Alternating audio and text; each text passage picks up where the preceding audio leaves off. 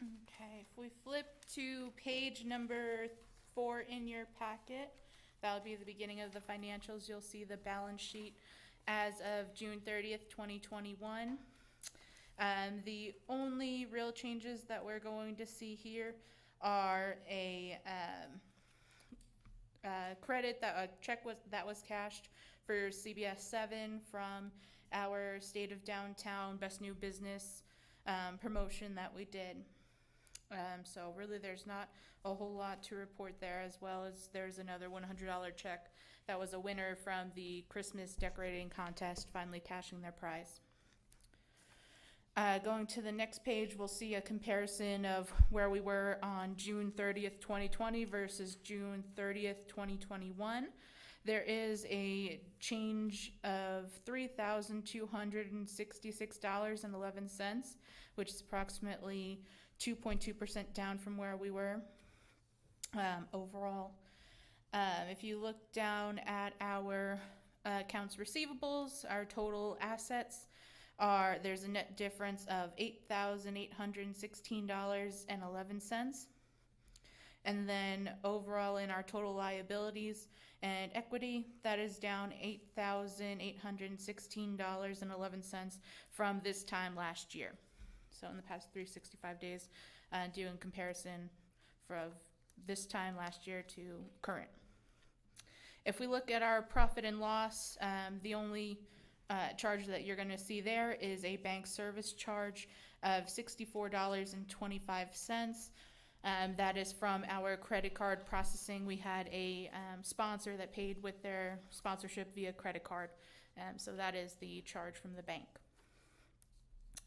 If we look at our year-to-date comparison, you'll actually see from October of 2020, which is the beginning of our fiscal year, through now, that the only change we're going to have this month is from that merchant and bank service charge. So we're going to see that line item go up to $304.67 for the year, for this fiscal year, October 2020 to June 2021. Are there any questions? I'd like to make a motion to accept the financials as presented. Motion. I second the motion. All in favor? Aye. All opposed? Passed. New business. So at the last meeting, it was brought up that you guys would want to possibly look into adding a DOI staff member as a signatory onto the Southwest Bank account. It was not an agenda item on that day, so we could not discuss or vote on it. So it was put on this agenda for that purpose, to discuss and vote on whether or not that is something you guys would like to do. Who's on the account now? Currently, it's just John and Sandra. So is it just, I'd like to make a motion to add, I would like to make a motion to add Alexa to the checking account at Southwest Bank. Can we get a second? Second. All in favor? Aye. All opposed? Passed. Thank you, guys.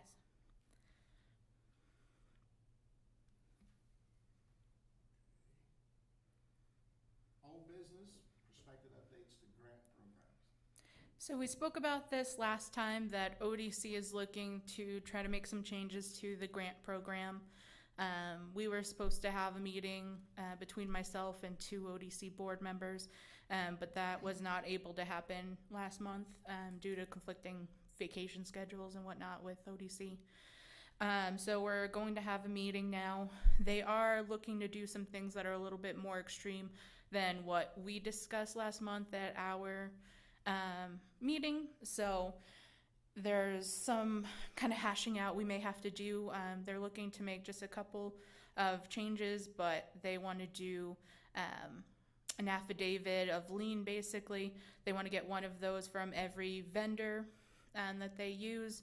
When someone is submitting for reimbursement, they want all of the invoices, check stubs, and that affidavit submitted, which isn't necessarily the regular use of that form. It's not really what it's normally intended for, and I think that it might leave a bad impression on applicants if they were to see that and Google what is this for, its actual intended use is generally a contractor will fill it out if they're looking to place a lien on a work that they have, done that hasn't been paid for. I mean, obviously in this case, it would have 0 on it, so they wouldn't be able to go sue that person, but I still think the optics of it might scare some people, so that would be something that we would really want to consider, whether or not we would want that to be added to the program. In general, I think a lot of the things that they are suggesting, we are going to end up not putting in the bylaws, as that is actually a city ordinance and therefore becomes very difficult to change. There really isn't a speedy option if we see that one of these changes doesn't work in order to change it. So we're thinking that we're going to probably keep the guidelines pretty generic and just make sure that it covers the basis of the program and keeps the program itself, tight. But then anything that we're looking to do as far as requirements go, we want to put that solely at the discretion of the Downtown Design Review Board, as making it part of the application and part of the contract. So that way, if we do need to change it, we need to just mobilize that committee, have them make the call, and then we can make the changes through our office. And if we see that one component just really isn't working, it's not doing what we want, there's an unintended consequence, what have you, we would have some more expediency to be able to make changes and edit as we need to. Thank you. Any questions for Alexa?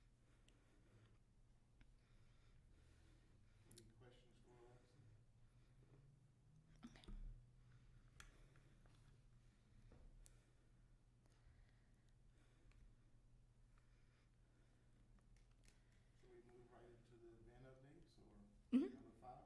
Yep. Recap? All right, so to recap what we have done since our last meeting, Hot Summer Nights has continued every Friday in the summer. They have gone really well. We really do see increased attendance when we have them in the theater versus in the park. Although I think that transitioning back to the park for next year will have to be the only option we have. I don't think that we're going to have the option to do it in the Ector again in the future. I think that this season will be a one-off. And we're actually going to have the last concert of this season, the July 30th date. We had to do a change of venue, so that will actually return to the park. So we're actually going to end the season in the park. As far as the Downtown Independence Day celebration, it was obviously a much smaller scale event than a normal Fandango would be, but it did go really well. I've had a lot of the participants that participated in the car show reach out to me and say that it was really good. There was a nice mix of cars. They really liked being able to see other people's cars that they haven't necessarily seen at some other shows around here and things like that. The band was phenomenal. We literally had people in the lobby until after 11 o'clock getting signatures and pictures and autographs and buying merch and doing all that stuff. So they are for sure going to be coming back. There were just people literally lined all the way into the hallway waiting to get, merch and stuff and signatures from them. So really good turnout as far as the concert goes and the car show. Obviously, there was some feedback about the lack of fireworks, which, it's not our intention to do away with the fireworks permanently. That was just a this year kind of thing. So I think next year going forward, we're going to do things bigger and better than we ever have with a normal, typical Fandango. But I think for this year that, everyone that went out there had a really good time. Our food trucks did well. The car show participants were very happy and the concert was successful. So we really did see success at every aspect of the event that we were able to put on. And thank you so much for all your hard work on that. Well, thank you. Thank you. I didn't realize how much work was involved in it. Until you were riding around with me and then Yeah. he learned. Winter events. So this is going to be probably our longest section of discussion for this year, or for this meeting, is talking about everything that we have upcoming for the winter, prospectively upcoming for the winter. So we need to do the Parade of Lights. The community wants to do it. We want to do it. There's not really a reason not to at this point. I think we can kind of operate business as usual. The play committee has already discussed doing rate increases, which will help us bring in more revenue that will turn into the prize fees and things like that. So we're not even going to need as much sponsorship or outside support for it. With the increased fees, we will likely see that the entry fees will cover a majority of the prize money that we put out at the end of the parade. So we should be pretty much self-sustaining going forward with that. One big consideration is the ice rink, item number 2, and this is probably where we're going to need to have some discussion. We've already pulled some prospective pricing from some folks to either rent or buy the ice rink. And obviously it's just a large expense. I mean, we're looking at spending at least $35,000 to $50,000 depending on the size and what company we go with and, what all is exactly included. Our friends over at Midland Downtown Development, they actually donated 100 pairs of ice skates to us. They have sold their ice rink. They're no longer doing a synthetic ice rink out there, so they sold the rink to some folks out in Wisconsin. But they still had the skates left over, so they gave us those for free. So we are the owners now of 100 pairs of gently used ice skates. But as far as the ice rink goes, that's going to be a majority of our Winterfest budget. We would certainly want to try to get a high dollar, large dollar sponsor to underwrite that. The only thing to take into consideration is there's only so many high dollar asks you can really do in a year. And so if we're really wanting to make Fandango bigger and better and things like that, and we're going to need to get a $20,000, $30,000 sponsor for that, do we want to try to see if we can solicit another $20,000, $30,000 sponsor for the ice rink as well? So it's just going to kind of see, what our preferences are, what order do we want to put things in, what do we think is doable and possible, and going forward with that, do we want to rent and buy? Do we want to do the ice rink and take on the expenses with that?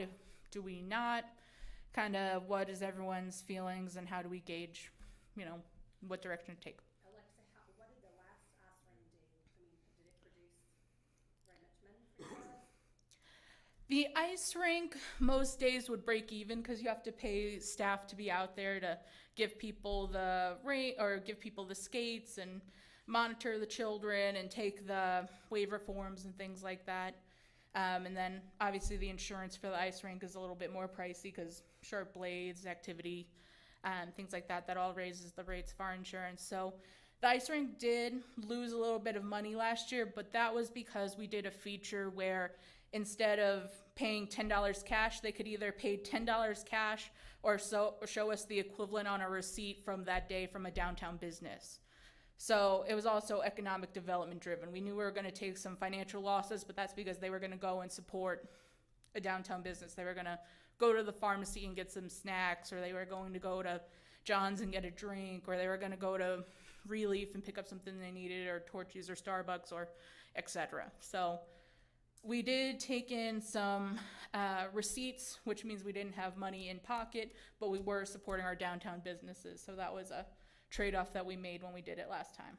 How much attendance did we have in the event?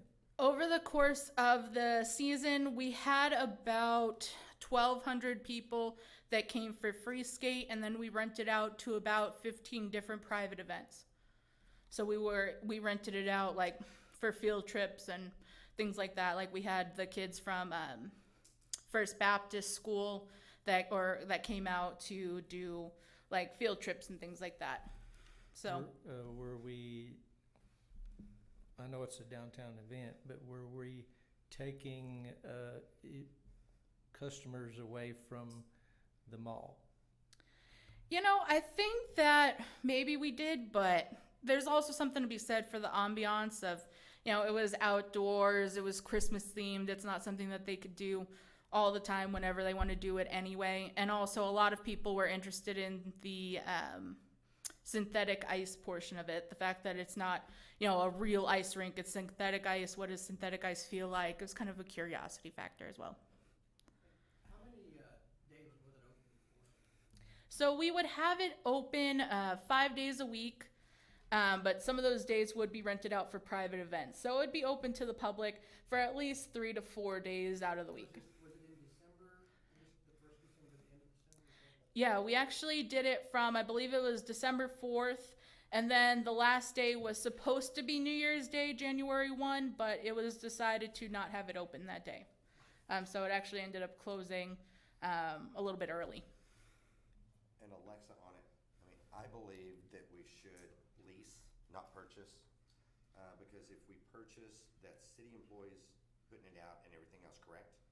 Well, either way, most of these only come with a supervisor to supervise setup, and we have to provide our own workers, which we're very lucky that the fire cadets in the past have helped us. The OFR has sent out some cadets who need to do some community service hours and things to come help us set up the rink and tear down the rink, as well as community development has helped us in the past. So we've had to provide the actual workers to put it together, but normally each of the companies will send a supervisor to oversee the process and teach them how to do so.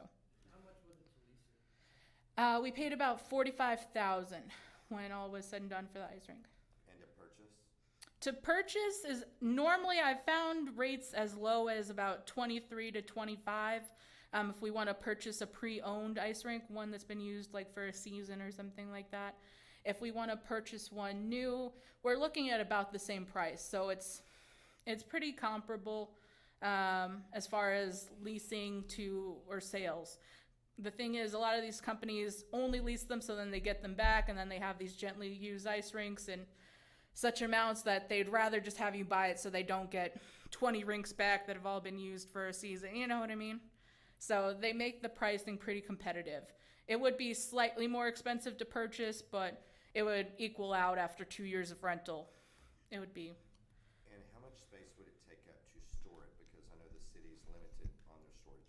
That would really be the largest problem, is that a lot of these come on big metal containers to store them and things like that. So we would need to upgrade to a larger storage size or get a second storage unit or figure out some way to do that, because one, they're very heavy. They require an industrial forklift, not just like a mini one. They take up a lot of space. It would be a feat. It would be a process to have to store one. Would we need temperature-controlled storage, because since that is plastic and our wonderful heat? I would think the temperature control would be best. When I've looked, they say that it's heat resistant, like you can leave it out in your backyard all year or whatever the case may be. But I think that that's optimistic marketing. I think that to take the best care of it and ensure its lifetime, if we do purchase one, we would want to keep it climate controlled and not, out in the Texas heat all summer. Guys, I will say last year that there was quite a bit of response from the ice skate rink. People thought it was pretty cool. Well, my vote would be that we direct the funds to a bigger and better Fandango, but that's just my opinion. And that's really the... You don't have to just use it once during the winter. You could use it other times to make it worth it. Right. Make it worth it. If it's half the price to buy it versus rent it. And the one thing that I would say is that if we do it this year, I'm not sure if doing it for a full month would be a good idea. I think we would do an abbreviated session probably, just because finding the staff for it was difficult, even working with a temp agency, and it was costly. And basically anything that we took in from people skating went directly to the people running it. We really didn't see an increase for that a lot, especially during the weekdays before kids were out of school, like the early part of December when kids were still going to school. We didn't see a lot of weekday action, so maybe only do the weekends early on, or only do your private parties during the week when it's not being used. I don't think we should do the private parties on the weekend when you had the highest turnout. That's true, yeah. So you're saying that it was 45,000 plus the Staffing to run it. staffing, Mm-hmm. and that when all is said and done, that there was a loss? There was a loss. How much of a loss was there? Well, we got a sponsor for it, but it was a sponsor in trade, which doing a month-long event, we would have spent $20,000 in marketing anyway. So it was in trade, it wasn't cash in, but it was then cash that didn't have to flow out. So we got a $20,000 in trade sponsor for it, but then the rest of it came out of our hotel motel fund and then also some nonprofit funds. Well, but the loss, the net loss, what was the net loss? We generated about $12,000 in revenue from people skating and such. And then the income from the event rentals was right around 5,000. So we're looking at about 17 that we took in. If we subtract the 45 for the actual rental, as well as the staffing bill, which came out to, I think, about 9,000, if I'm not mistaken, we probably had a loss of around 30,000, or we used about $30,000 worth of hotel motel funds. That's, that, It did. Yeah, 45,000 to rent it, and then we also had the staffing cost. yeah, that's a lot. It is a lot, yes. Why did Midland sell theirs? They said that they were just going in a different direction, and similar to what we were saying, the cost to staff, it basically negated all profits that you made from it. So once all is said and done, to put in all the time to set it up and market it and things like that, they didn't really see the, influx of money. And now that they have Centennial Park, they're looking at doing other things. I think you're raising agreement. Mm-mm. Yeah. Let's ice skate at the mall this year. Okay. And what did we want to do with our ice skates? Did we want to keep them just in case we decide to revisit the ice skate or the ice rink in future years, or did we want to try to see if we could find a new home for the ice skates? Are they an ice skate our mall could use? I'm not positive about Find that. out and maybe see if we can do something in trade Trade. where we get a banner up on their wall for downtown Odessa. Okay. Yeah. Do y'all agree? Mm-hmm. Okay. Mm-hmm. Hey, Alexa, real quick, can we go back to the parental loss? What was the rate increase? The rate increase is going to be roughly double. So we were talking about bringing commercial businesses up to $100 for an application, which includes your first vehicle, and then $25 for each additional vehicle, up to 4 vehicles on an application. And then for the nonprofits and community organizations, we were talking about $75. Schools would remain to be free, and then families would also be at the $75 level. And across the board, additional vehicles would be an additional $25. And then if they want to enter into the Mayor's Award category, that would be $50, which is what it's always been. The reason we did that, where it's not, I mean, I drive a Jeep, I'm not against them, where it's not a Jeep parade and you've got 50 Jeeps in the middle of it. That's Oh, what we're, yeah. I didn't know what the fee was. Yeah, previously commercial businesses were 50, so that's going from 50 up to 100. And then previously community organizations and nonprofits, we've been letting in for 25. So that one did go up significantly, but almost everybody on our play committee is a nonprofit who has been in the parade, and they were like, we have $75 to advertise to 40,000 people that line the parade route.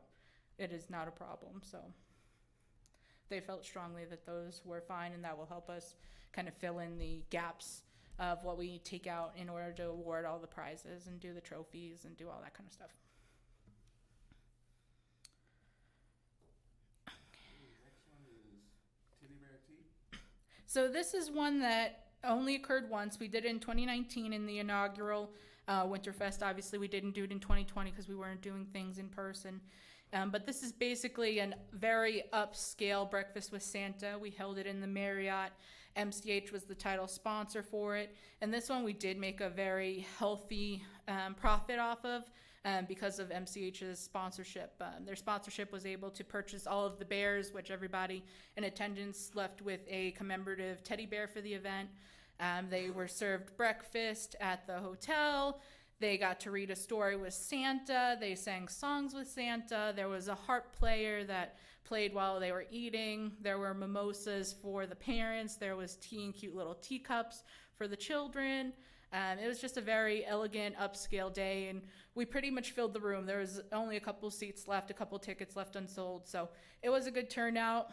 If MCH sponsors again, that would be fantastic because that sponsorship is really what led us to going into a profit there. So we really didn't have any negative feedback about it. People were really excited to do something that was kind of upscale and elegant and not just, breakfast with Santa and the VFW hall, or, you know what I mean, like the typical type of breakfast of Santa that you'd see. It was something that was a little bit more elegant and special, and you kind of saw everybody come in their pretty Christmas dresses and things like that. So that is something that we would want to do again if that's a direction that you guys would like to go. How much did Medical Center sponsor last year? It was 5,000. 5,000. And have you reached out to them this year to see if they're interested? I have not done it yet because they're currently sponsoring Hot Summer Nights, so I don't want to be bugging them for money while they're currently giving us money. So I want to wait until after the summer season to reach out to them. And we made about $2,000 off of it.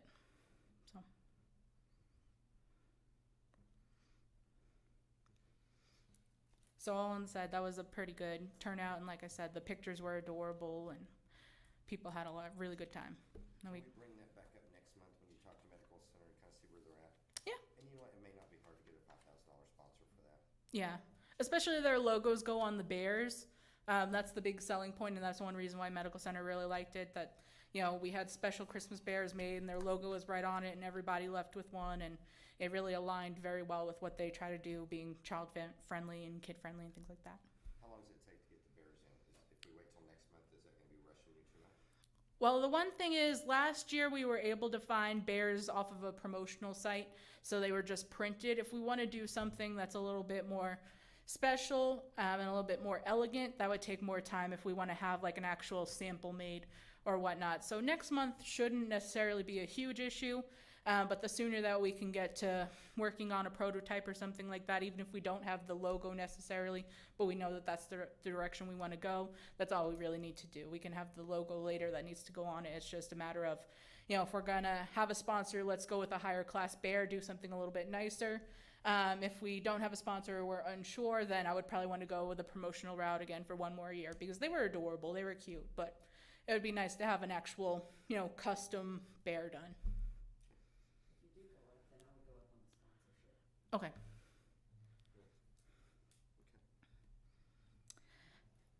New Year's Eve. All right, so another discussion here about New Year's Eve. This was a sellout event in 2019. There was standing room only. I didn't have a seat. I didn't get a plate of dinner. It was that full. So I think that from that aspect, we should do it again. I've already been in contact with, I believe it's Pat at the hotel now. Patrick, yes. And they are not going to be doing anything for New Year's. They said that they would rather, have us be able to come in and do our event again this year. And they just be able to assist us instead of having to spread their staff, thin to try to do something themselves and possibly have us competing. Just, for the sake of camaraderie, it would be better just to do our event if that's something that we're looking to do. So in 2019, we did a plated dinner, a VIP hour before the dinner, a comedian, and then a DJ with dancing. And then we did a fancy little countdown to midnight with a complimentary champagne toast that was sponsored in logo champagne flutes from our sponsor. Is that a similar type of format that we would want to explore? Was that profitable last year or year before last? Not really, no. We about broke even on it, just because expenses on the dinner were very high and the alcohol and things like that. And then the comedian, we kind of started the process a little bit late to find a comedian, so that, restrained what selection we had. So we kind of went up in price a little bit higher than we might have otherwise done if we had more time and selection to search for an entertainer. The sponsor for the champagne glasses, what would we charge them? That I am not positive. I would need to look. I think it was 5,000 as well, because we also used the same champagne flutes for Teddy Bear Tea. They got their flutes at 2 different events. So I think it was the $5,000 level, but I can pull up the information and get it to you guys, email you if you want. What was the ticket price? For New Year's Eve, there was a table of 10, a VIP table, that was $1,000, so it was $100 a seat. Or early bird for individual tickets was $125. Full price after the early bird ended was $150. Well, you said the event was full, right? Yes, Maybe we could go up on the price. that's true. Absolutely. We looked at the meal price to see what you were doing, because I think it was a fairly nice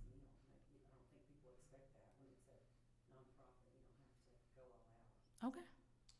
Maybe we get together more like when we work with the Marriott to do some other stuff. This is my budget for food. What can you do? And let the chef do something creative. Tell them, wow me, do something different. Okay. I like their chef. Okay. Yeah, I know that one problem that we ended up seeing is that most people bought the tables of 10, which we didn't expect. So obviously those people all came at a discount.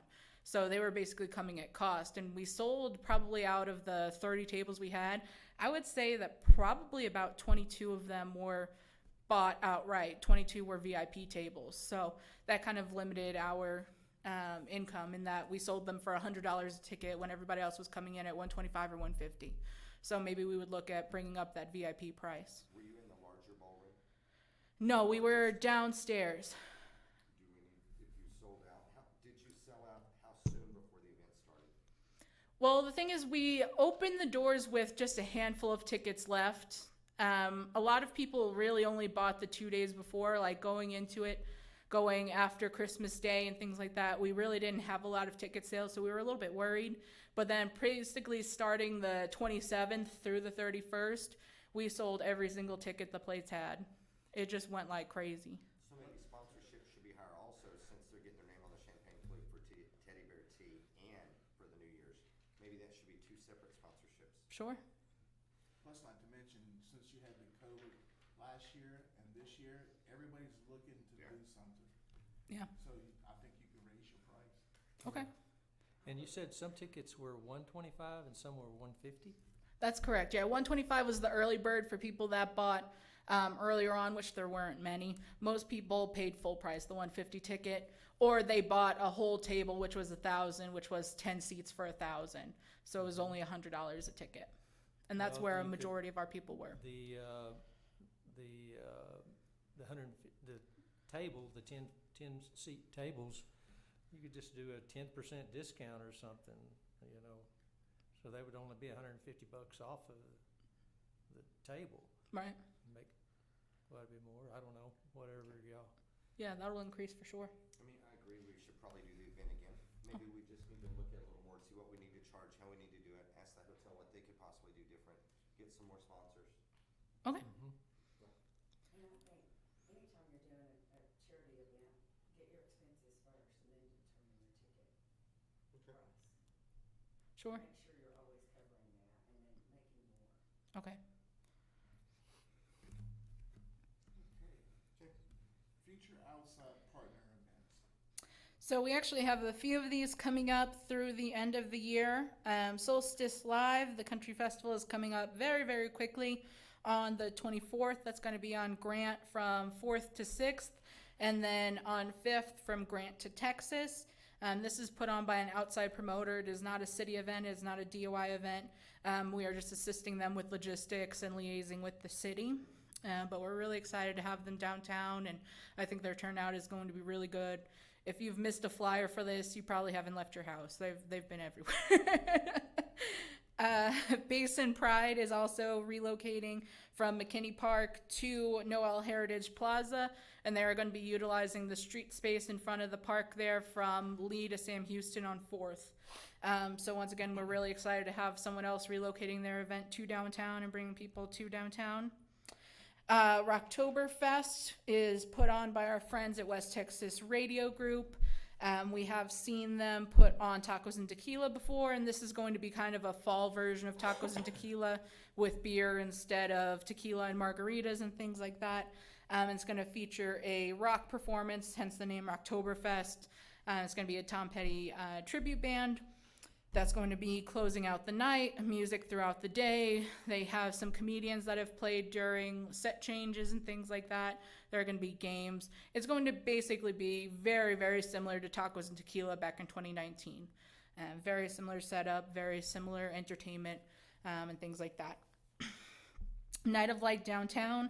I still have a call into Jody at Crossroads about whether or not Crossroads will be able to kind of bring everything full force like they have in the past. Generally in the past when we've partnered with them, by this time we were already in the planning phases. So I think that that's not necessarily looking good. but I will wait to hear back from him before determining whether or not that's going to be a partnered event or something that for this year we would just put on by ourselves, do some form of it. Obviously, we don't have the budget to make it as big as what they did. But we can still do something, do activities for the children, do trick-or-treating downtown, which we did do in 2019, and that was very successful.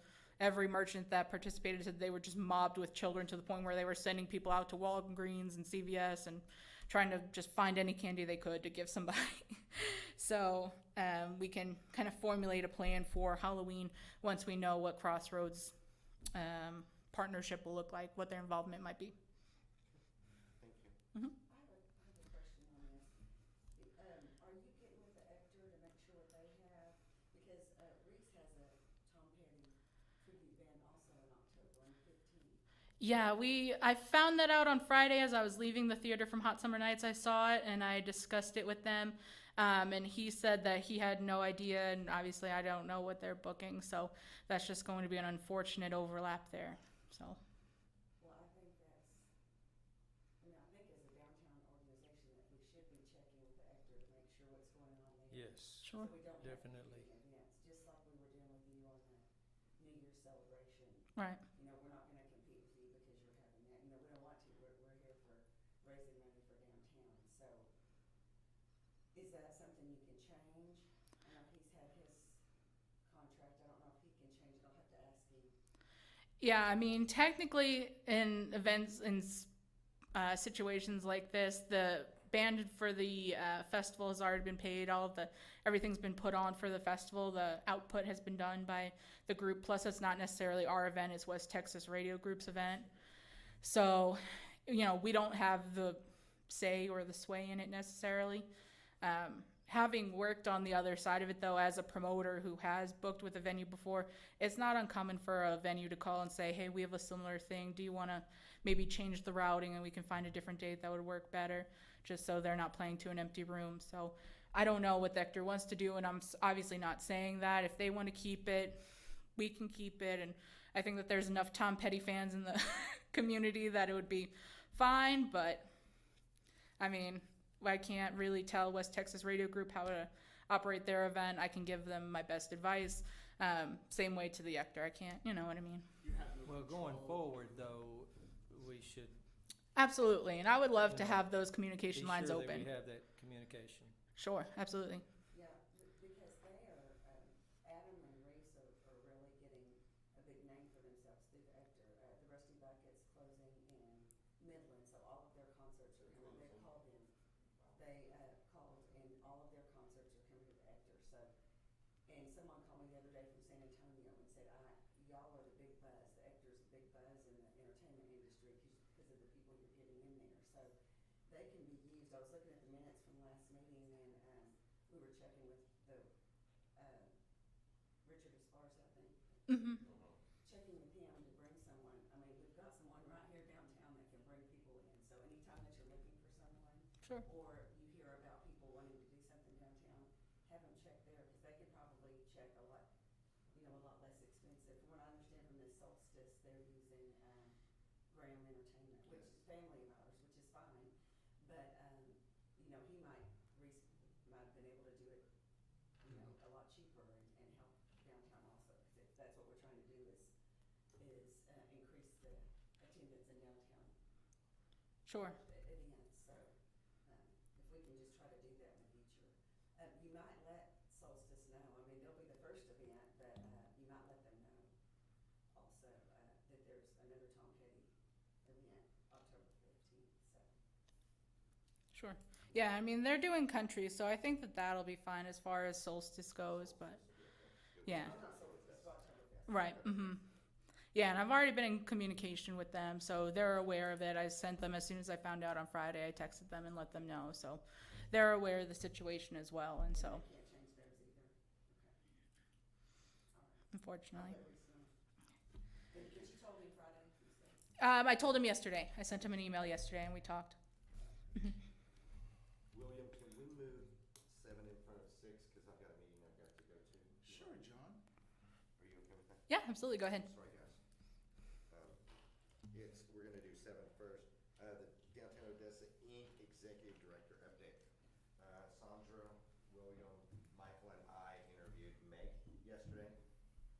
pretty awesome lady. We've had several months of applicants that have been, not too great. And now we actually have 2 great candidates. We did an interview yesterday, and we're doing another one Monday. And they're really, really good candidates. I mean, I think God gave us a lesson saying, you know, be patient. I will bring them, and He did. Now He brought us 2. So I liked her. she was awesome yesterday, and then she came by the sidebar last night, was having dinner. I sat and talked to her for about an hour. Awesome, awesome lady. And I would say if it was only 1 candidate, I would say we should hire her today, but it's 2. So we do have another interview next Monday at 10 a.m. And his resume looks really, really good. So that's our update, and hopefully our next board meeting, we can tell everybody, guess what? We have hired someone. So she was a great candidate. Did y'all think Very so well also? spoken. Oh, yeah. Yeah. Yeah. So If you had the economic development, her economical development was not as much as what we want. She had It's some. more on the, historical preservation side, rather than for-profit, it's nonprofit, but it was very, I have no doubt that she could, She has the knowledge.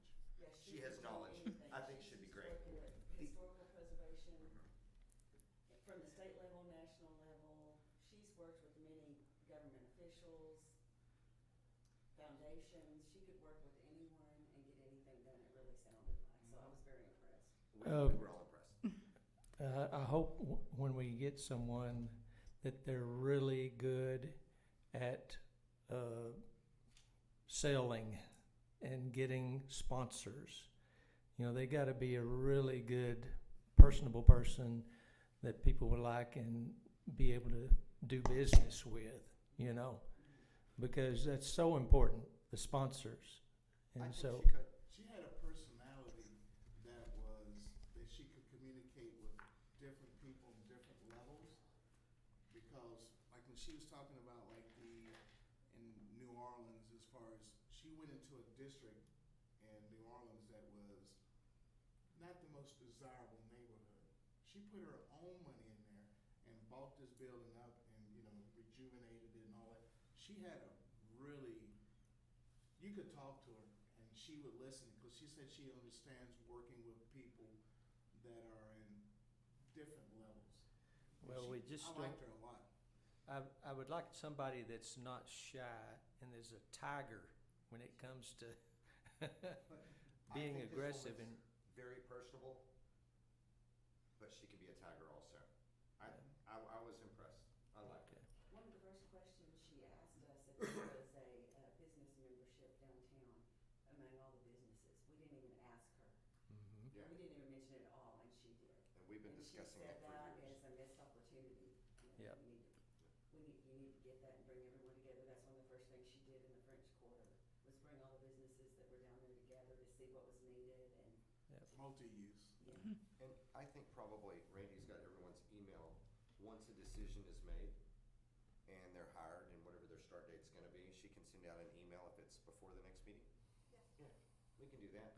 But I mean, if he's as good as her, it's gonna be a hard decision. Yeah, yeah, so, awesome. Thank you. Sorry, No. guys, I've gotta go. No problem. And also, for what it's worth, we overlapped our time in New Orleans, so I actually know her from New Orleans, and I've seen her in the news. And she worked for VC Poro, and I worked for French Quarter Festival, so we've attended meetings and things before. She didn't remember me, but I remembered her. But I was an intern; it was fine. Yeah, so yeah, she is very well spoken, very eloquent. I don't think anyone feels intimidated to go up to her. She's very professional and poised. You know what I mean? So as far as that goes, I would have, no doubts in her ability to speak with people and things like that. And she's very well respected in the French Quarter. If you go to any merchant in the French Quarter that's been there more than 5 or 6 years and you ask them about Meg, they would know her. You know what I mean? I really believe that she could bring investors into downtown and develop it, not just the locals, but even people outside could bring them in. Because she has That would be great. a wide area. Yep. What do you think, son? Do you like her? I would have hired her if I was interviewing for myself.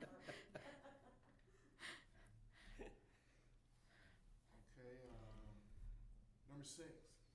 All right, so just going over our grant updates.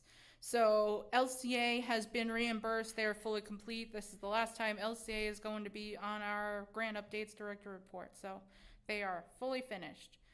Ambler Law, we are still waiting for them to compile their documents. So they finished and completed their project before the scope, but there isn't any time limit on submitting for reimbursement. So they kind of are taking a bit to get their documents to us, but once they do, we'll put them in through the reimbursement process. Petty Cardio of West Texas, Icon Tavern, and the house are all under construction. The house is very close to being completed, probably about another month or so, and they'll be getting ready to just about open.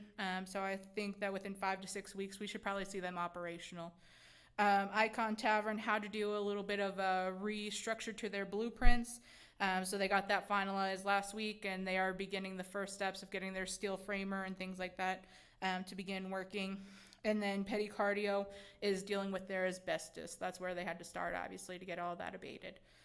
So that's where those three are under construction. Which one is the white building?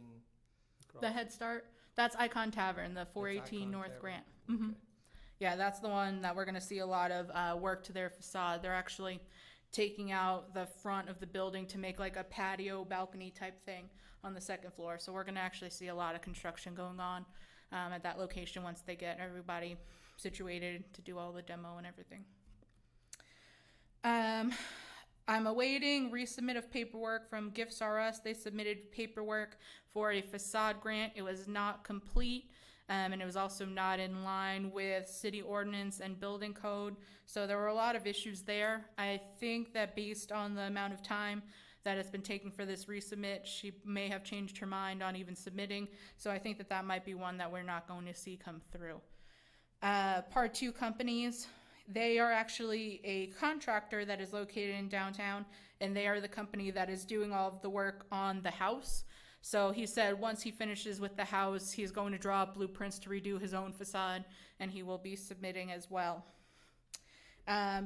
Future potential applicants, Dr. Pill and Dr. Kura. I had a meeting with Dr. Kura not too long ago. I think that she was a little underwhelmed once she found out what tier she was in and what the reimbursement would be.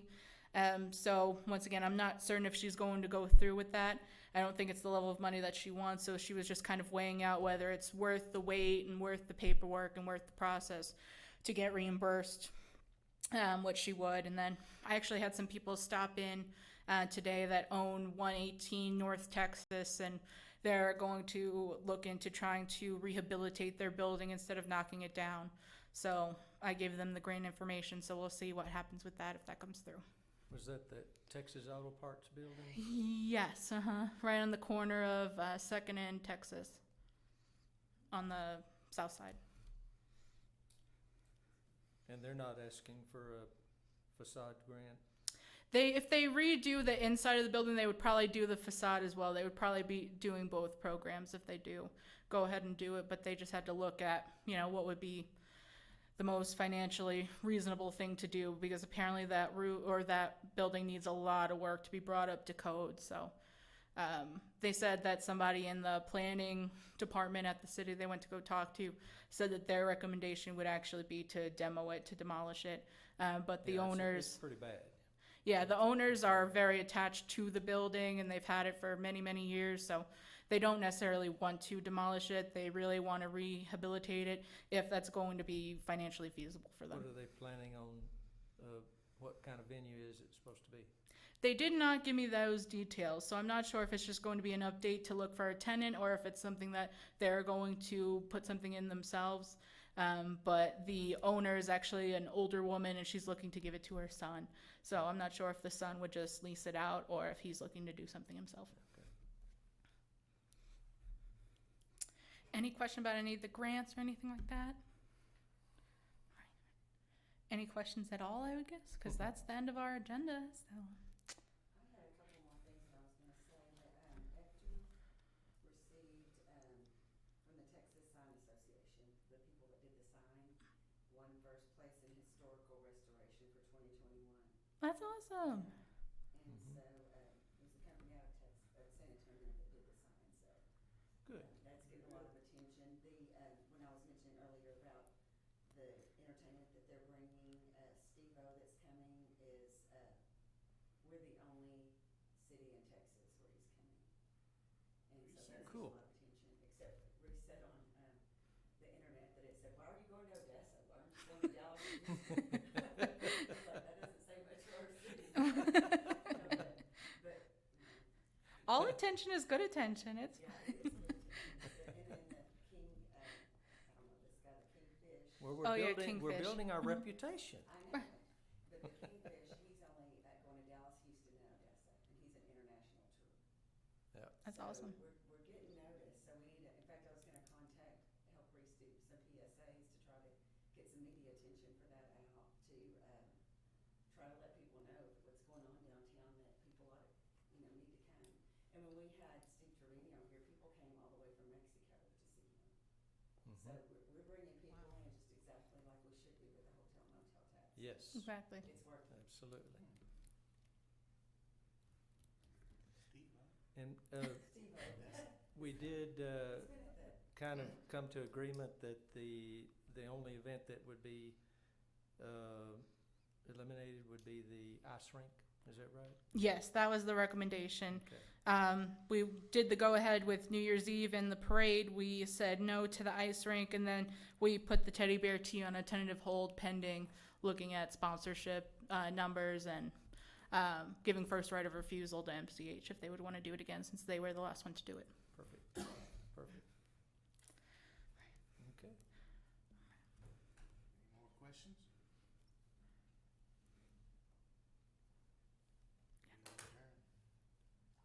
We adjourn. We need to make a motion, Yeah, you need to. I'm sorry, I'm just excited. Can I make a motion?